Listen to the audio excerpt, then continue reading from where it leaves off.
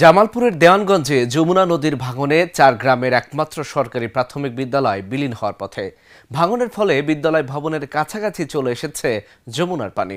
ভাঙনের তীব্রতা বাড়ায় বিদ্যালয়ের একমাত্র পাকা ভবনটিও নদীগর্ভে বিলীন হওয়ার পথে।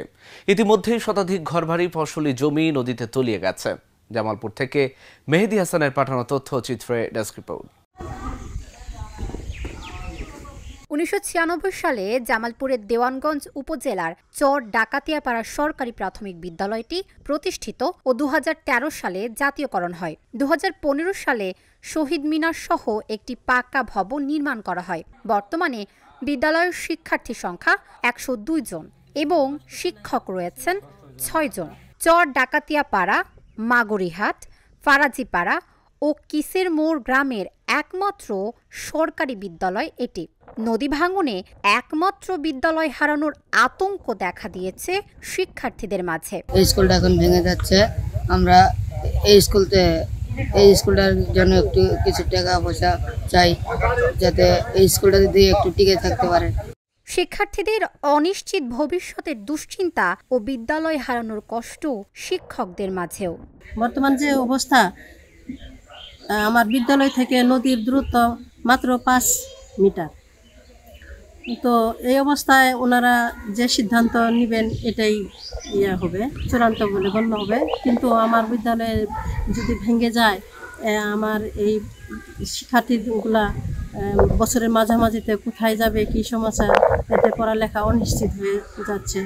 সরে জমিনে গিয়ে দেখা যায় নদী ভাঙনে বিদ্যালয়টির আশপাশে অর্ধশত বসতঘর ও বিস্তীর্ণ জনপথ বিলীন হয়ে গেছে। দীর্ঘদিন ধরে উপজেলার খোলাবাড়ি থেকে চর ডাকাতিয়া হয়ে বড়খাল পর্যন্ত প্রায় ৫ কিলোমিটার এলাকা জুড়ে ভাঙন চলছে।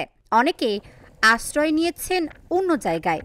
আসলে দেওয়ানগঞ্জের এই চর ডাকাতিয়া সরকারি প্রাথমিক বিদ্যালয়টি বর্তমানে একদম নদীর ভাঙনের হুমকির মুখে চলে এসেছে এবং এটা নিয়ে প্রশাসন ২ বার কিছুটা জিও ব্যাগ ফেলিয়েছে, আমরা যতটুকু জানছি। কিন্তু এই জিও ব্যাগ আসলে কাজ হচ্ছে না। এখানে দ্রুত সময়ের মধ্যে একটা টেকসই উন্নয়নমূলক একটা বাদ এই অঞ্চলটা। বর্তমানে যে পরিস্থিতি, আমাদের স্কুলটা ভেঙে যাচ্ছে। সরকার কিছু জিও ব্যাগ দিচ্ছে, কিন্তু এই জিও ব্যাগে কোনো কাজে আসে নাই। মাঝে মধ্যে কয়েকটি স্থানে পানি উন্নয়ন বোর্ড শুধু তীব্র ভাঙনের সময় কিছু জিও ব্যাগ ফেলেছে, কিন্তু স্থানীয়ভাবে ভাঙন রোধে কোনো ব্যবস্থা নেয়নি তারা। এমন অভিযোগ স্থানীয় জনপ্রতিনিধির। এই স্কুলে জমি দিছি, কিন্তু আমার যমুনা নদী ভাঙ্গিয়া একটি স্কুল প্রায় যমুনার গর্ভে চলে যেতে আছে।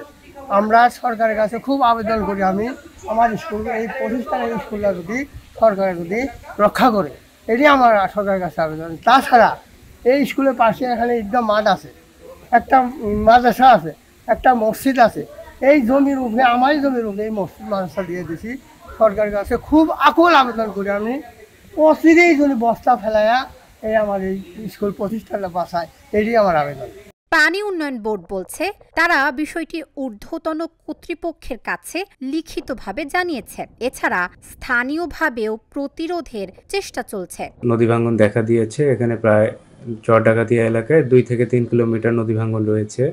তার মধ্যে গুরুত্বপূর্ণ স্থাপনা সংলগ্ন ৫০০ মিটার জায়গায় এই মুহূর্তে নদী ভাঙনটা তীব্রতর হয়েছে এবং সেই জায়গাতে আমরা ৬৭ মিটার অংশে ইতিমধ্যে জিও ব্যাগ ডাম্পিং করে স্কুল সংলগ্ন জায়গাটুকু ভাঙন থেকে রক্ষা পেয়েছে। কিন্তু এর উজানে এবং ভাটিতে ব্যাপক ভাঙন অব্যাহত রয়েছে, যার ফলে এখানকার সংলগ্ন স্থাপনাগুলো হুমকির মুখে রয়েছে। এ ব্যাপারে আমরা একটা প্রতিবেদন ঊর্ধ্বতন কর্তৃপক্ষের কাছে পাঠিয়েছি। ওখান থেকে নির্দেশনা পেলে পরবর্তী পদক্ষেপ আমরা গ্রহণ করতে পারব।